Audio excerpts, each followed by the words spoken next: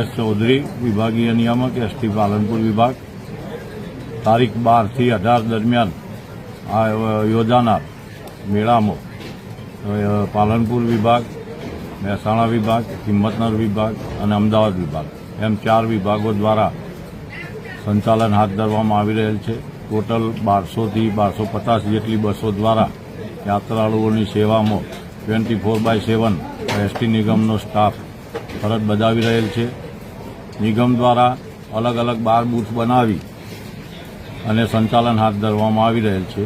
GMDC ગ્રાઉન્ડમાંથી Himmatnagar, Mehsana અને અમદાવાદ વિભાગ દ્વારા સંચાલન હાથ ધરવામાં આવે છે.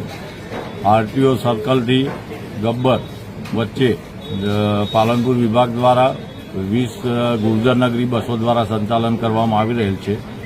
મુસાફરોની માગણી અને લાગણીને ધ્યાનમાં રાખીને એસટી નિગમ દ્વારા આજથી સદર રૂટ ઉપર ભાડું જે અગાઉ 20 લેવામાં આવતું હતું તેમાં ઘટાડો કરી અને 15 રૂપિયા કરવામાં આવેલ છે.